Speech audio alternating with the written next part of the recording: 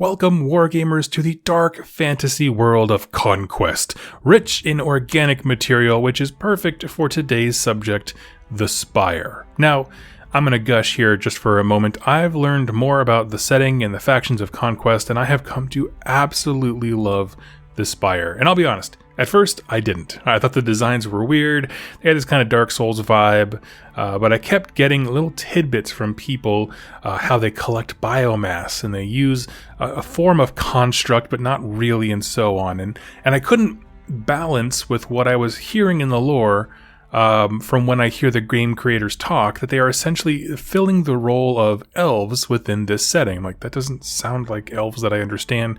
Anyway, but the more I learned and put these units into context, the more I fell in love with them, to the point where they are now my hashtag Path of Conquest army, which is a slow grow league online. So today I would like to do the same for you, put the Spire into context and explain what makes them so cool. One thing I do want to throw out there, if you are interested in starting Conquest, you can actually save 10% off your entire first order. That's on top of any deals and discounts from Bellum by using the link and my product code down below. It does go to supporting the channel, just to be perfectly honest, but it saves you money and gets more people into an awesome game. If you would use that, it means the world to me. But now let's transition into asking, who are the Spire? Well, they are a race of near immortal beings that originate from a world among the stars. The specifics of how they mastered space travel are not explained, but to be honest, the simple mortals here on Ea wouldn't understand it even if it was explained to them.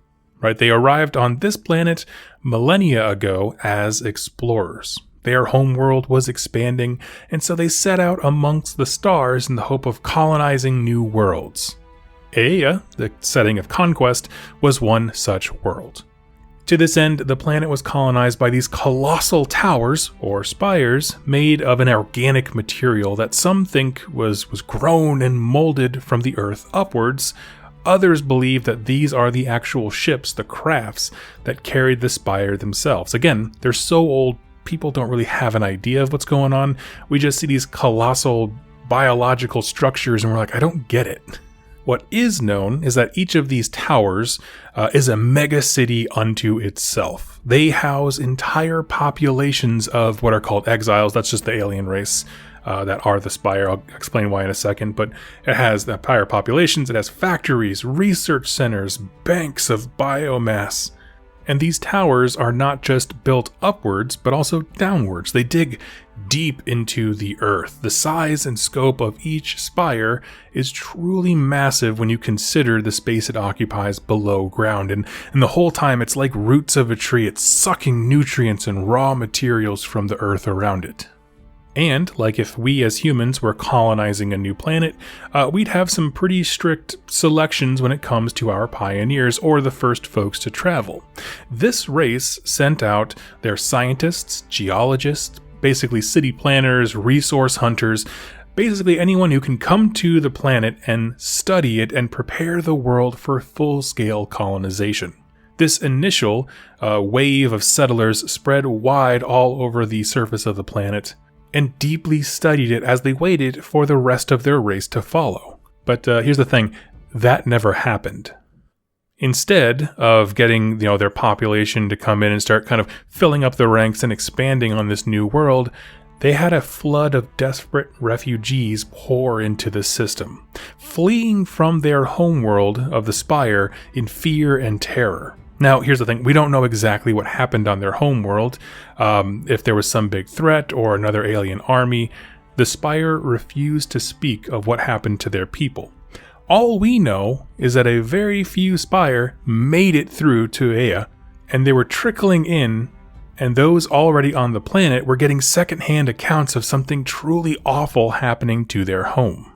Now, it's important to note here that the way their society is organized is through what's called lineages, specific bloodlines or households that can be followed to establish your place in society. It's the same thing as saying like nobles and lords, right? They use genealogy as their proof of superiority, and I bring this up for a very important reason, because the last of these refugees to make it to Ea was named Sovereign.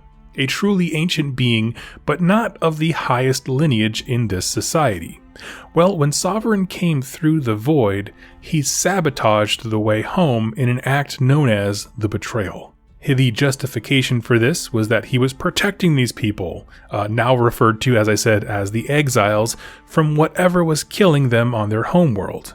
Basically, he was like, the refugees were pouring in, something's happening back home, and I destroyed the path so that whatever it was couldn't follow us here. I'm the savior of our race, I kept us alive, we would be dead if I didn't do what I did. But that's the problem, is it's about optics. It didn't look that way to the other exiles. Because, even though Sovereign wasn't the highest pinnacle of authority on their homeworld, he guaranteed that he would be the top of the pyramid on Ea.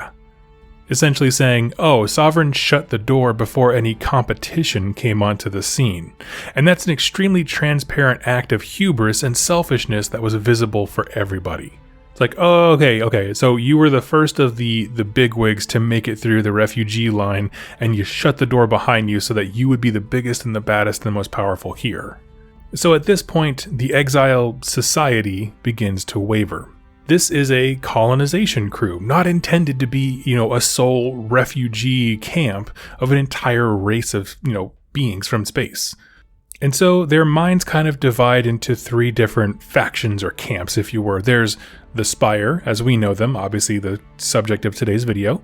There's the Weavers, and then there are the Quiet. It's one race, the exiles, with three responses to a kind of calamity that we can't really even fathom.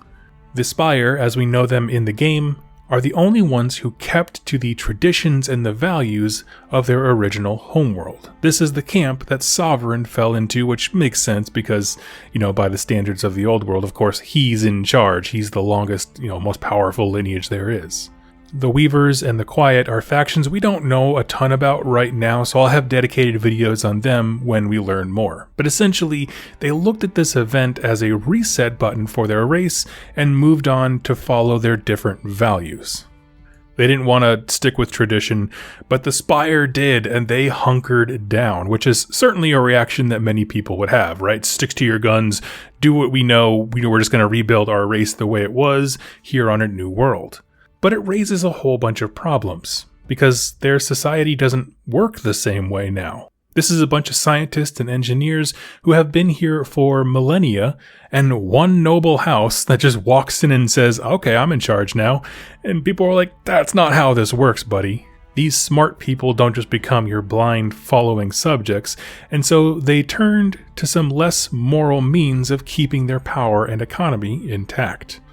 You see, the exiles, as we know them collectively, are a unique race for their ability to use what's called life-binding magics. Essentially, imagine if you could alter or mold the biomass around you. Maybe take a tree and morph it into a religious or important shape, something like that, almost like it was pottery but with living things.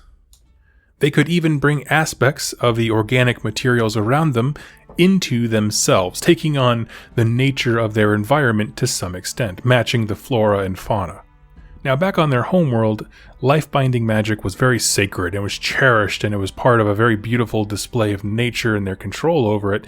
However, here it was turned into a dark science known as Biomancy, which becomes the defining tool of the Spire. You see, rather than using life magics to form beautiful and significant works of art, Biomancy is used to create lower-class citizens based on the DNA of their ancestors.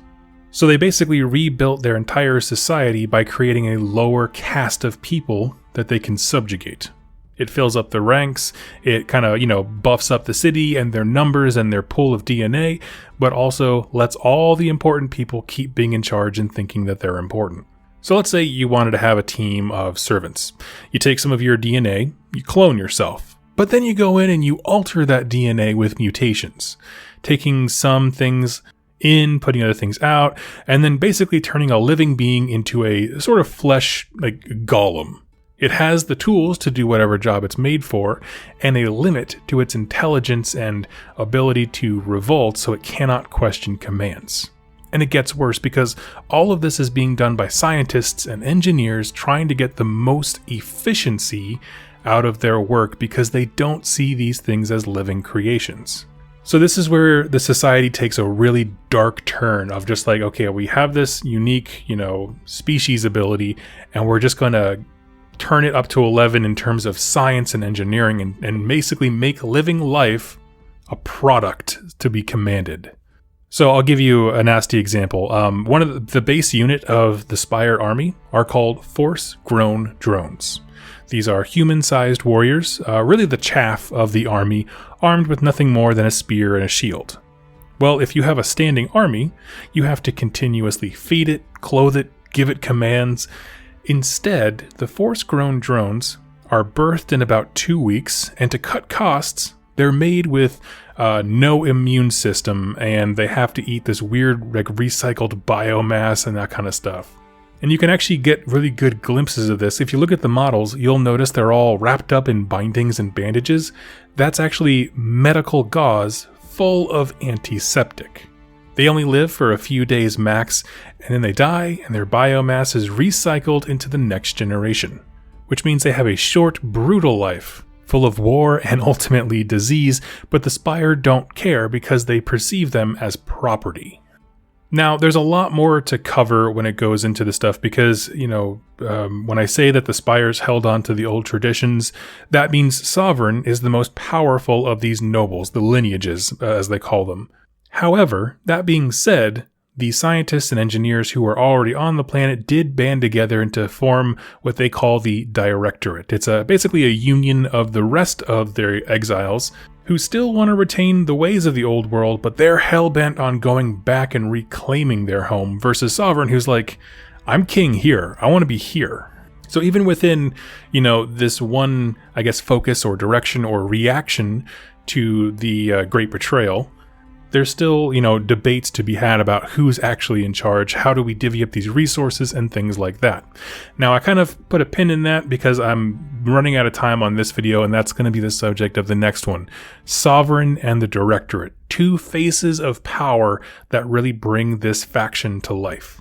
We'll also talk more about the actual way that spires, the actual towers that they live in, function and operate and obtain biomass and store it, and cover some of the units. Like I said when I did my first video, there is a ton of lore in this game, so it's going to take me a while to hammer through all of it, but I hope that you're enjoying it, and I hope that you come with me on this journey. Now, as I end all my videos, I'm going to ask the question, why is this cool? Right? I didn't cover all the information on the Spire, it's way too much for one video, but with the things that I covered, why do I think it's cool? Well, alien races in a fantasy world are awesome, and it might sound kind of strange, but they fit right in because nothing else in this setting to me feels as much like the quote-unquote other, right? Something that we can't perceive as the humans in the setting are trying to, make deals with them and parlay and all this kinds of stuff. They just literally don't conceive of time, space, reality, values, anything like humanity does, and that makes them a perfect version of the other. And I love the fact that they represent aspects of creation from far off. You have life binding, which is, a very beautiful religious type thing, and that's twisted into biomancy, which is just the forming of living material into whatever you want, which is just awesome. And for me, if you know me, I'm into Lovecraftian body horror stuff, so seeing how they construct their society is really cool. The idea of saying, okay, well, we just have a few refugees and our economy dropped out.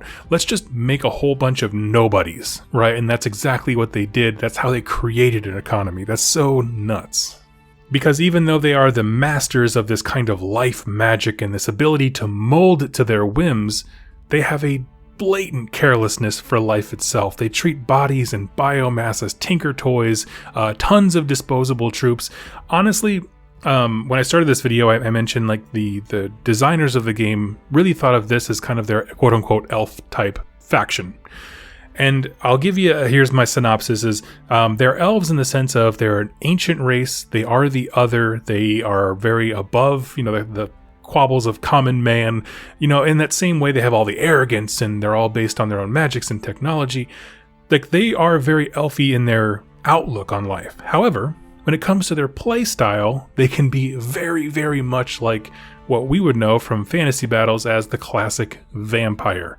Tons of disposable troops, because they don't view them as troops, they just view them as pawns, unliving pieces that are not even worth their time or consideration. So it makes for a really interesting blending and warping of traditional fantasy tropes.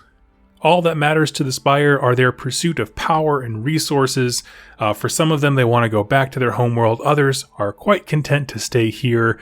They don't even deign to take to the battlefields themselves. They can project their minds into like automata or avatars, and we'll get into those later on because that's a really cool story right there.